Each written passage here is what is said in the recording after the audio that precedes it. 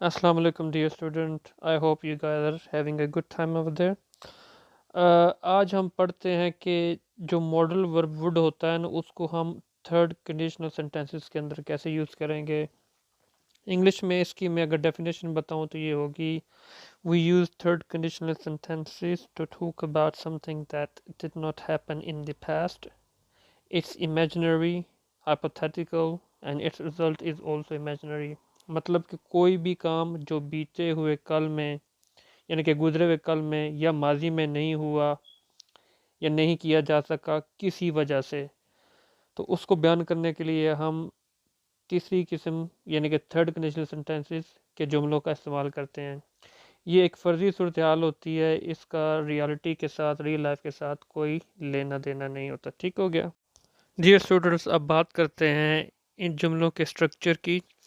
तो इसका स्ट्रक्चर आपके सामने भी स्क्रीन पे नज़र आ रहा होगा। इफ़ प्लस पास्ट परफेक्ट यानी कि पास्ट परफेक्ट का टेंस लगाना, कामा डाल के फिर would plus have plus past participle यानी कि वर्ब की तीसरी फॉर्म लगानी है। ठीक है। उर्दू के जुमलों में इसकी पहचान ये होगी कि जुमले के आखिर में चुका होता, चुकी होती, चुके होते, गया होता, गई होती, गए होते, लिया होता, ली होती, दिया होता, दी होती वगैरह वगैरह आएगा। ये इसकी पहचान है। अब जो आपको यहाँ पे मेन स्ट्रक्चर नज़र आ रहा होगा, इसकी आगे मज़ीद तीन पार्ट होते हैं। यहाँ पे नीचे मैंने वो तीनों पार्ट लिख दिए हैं। इन तीन पार्ट को हम अब अलग-अलग स्टडी करते हैं। गाइस, जो फर्स्ट पार्ट है इसको हम बोलेंगे स्टेट ऑफ बीइंग, क्योंकि इसके बाद हैड के बाद हमने बीन लगाया है। ये किसी हालत के बारे में है कि हम इमेजिन कर रहे हैं किसी हालत के बारे में कि पास में ऐसा हुआ होता। इसके अगर आप नीचे जुमले देखें तो फर्स्ट जुमला है, if you had been more careful while driving you wouldn't have had an accident. अगर गाड़ी चलाते हुए तुम मुहतात रहते तो तुम्हारा एक्सीडेंट ना होता। तो गाइस, ना ही मैं मुहतात रहा और ना ही यानी कि मैं गाड़ी के एक्सीडेंट से बच सका। तो ये एक इमेजिनरी सिचुएशन है पास में कि काश ऐसा ना हुआ था। दूसरा जुमला है, if I had been in good circumstances I would have continued my studies. अगर मैं अच्छे हालात में होता तो मैंने अपनी पढ़ाई जारी रखी होती। ऑब्वियसली हालात बुरे आ गए, मुझे पढ़ाई छोड़नी पड़ी, तो ये एक पास में हम विश कर रहे हैं। तीसरे नंबर पे जो जुमला, if I had been with him that day I would have died in car accident. अगर उस दिन मैं उसके साथ होता तो कार हादसे में जान बहक हो गया था। कि मैं उसके साथ गया ही नहीं और उस दिन उसका एक्सीडेंट हुआ है तो मैं यानी कि बाल बाल बच गया। तो ये यानी कि एक माजी के अंदर एक चीज़ है जो हम बयान कर रहे थे, एक इमेजिनरी सिचुएशन है, इसका प्रेजेंट के साथ कोई लेना देना नहीं। मेन स्ट्रक्चर का जो सेकंड पार्ट है उसमें आप देख रहे होंगे कि सब्जेक्ट प्लस हैड के बाद फिर पास्ट पार्टिसिपल यानी कि वर्ब की तीसरी फॉर्म है। इसमें बेसिकली हम कोई एक्शन होता हुआ इमेजिन करेंगे पास्ट के अंदर। ठीक है। एग्जांपल्स देखते हैं। If I had taken better care of my self I wouldn't have got sick. अगर मैंने अपनी बेहतर देखभाल की होती तो मैं बीमार ना होता। ऑब्वियसली मैंने अपने आप को लुक आफ्टर ही नहीं किया जिसकी वजह से मैं बीमार हो गया। शायद मैं बाहर घूमता रहा या मैंने कुछ गलत खा लिया, एहतियात मैंने बरती नहीं जिसकी वजह से मैं बीमार हो गया। ठीक है।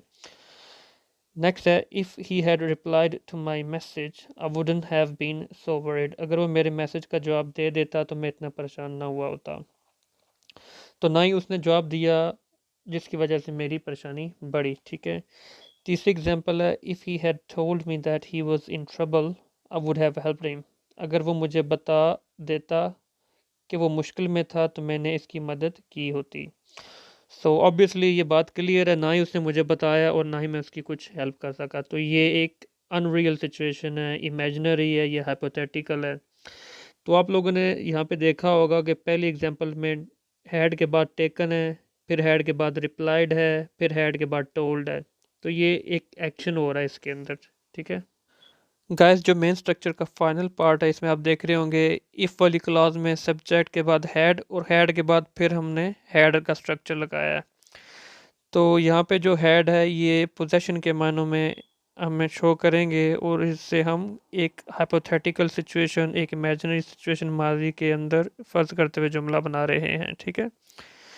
सो पहली एग्जांपल है, if I had had money that time I would have helped him. अगर मेरे पास उस वक्त पैसे होते तो मैंने उसकी मदद की होती। आपको ये एक रिग्रेट हो रहा है कि उस वक्त यार उसने मुझे पैसे मांगे थे तो मैं किसी तरीके से उसकी मदद नहीं कर सका। सो ये एक इमेजिनरी सिचुएशन है। सेकंड एग्जांपल है, if I had his number I would have invited him to the party. अगर मेरे पास उसका नंबर होता तो मैंने उसको पार्टी पर बुलाया होता।